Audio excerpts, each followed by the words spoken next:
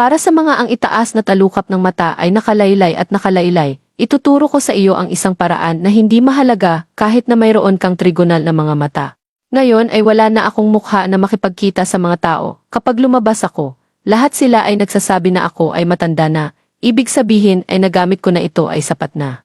Kung ang iyong mga talukap ay hindi masikip, ang iyong mga talukap ay maluwag, at ito ay dapat mong hanapin sa araw phone so I bought it with the mood of testing it very simple to use and kahit gaano katigas ang eye bags, natutunaw. Makintab ang balat at mukhang mas bata. Kung ang iyong eye bag ay mahaba, malaki at lumubog, tiyak na kailangan mong subukan ito ng isang beses pagkatapos ng 1 linggo ng paggamit.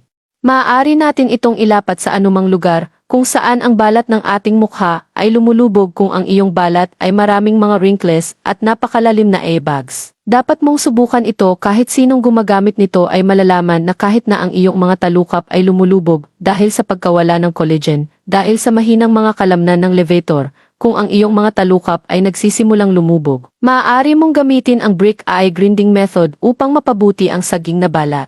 Na espesyal na binuo para sa mga nasa katanghaliang gulang na kababaihan na may isang autologous collagen na tumutulong sa pagpapatibay ng balat kahit na ikaw ay nasa iyong 40, 50 o 60. Kung ang iyong mga talukap ay lumubog, subukang ilapat ito ay talagang mahusay, diretsong tumama sa mga kulubot sa mukha, kahit na ang mga kulubot sa mga sulok ng mga mata, mga kulubot, at mga kulubot sa sulok gamitin ito sa iyong bibig, hindi alintana kung ikaw ay may dry skin. Oily na balat, kombinasyon ng balat, maaari mong gamitin ito ng direkta bawat gabi pagkatapos hugasan ang iyong mukha at ilapat ito ng direkta tulad nito gamitin ito ng may kapayapaan ng isip parehong mura at mabuti. Kung ang iyong eye bags ay malaki at lumulubog at bumagsak sa isang malaking bukol, huwag mag-atubiling pa at subukan ito ngayon.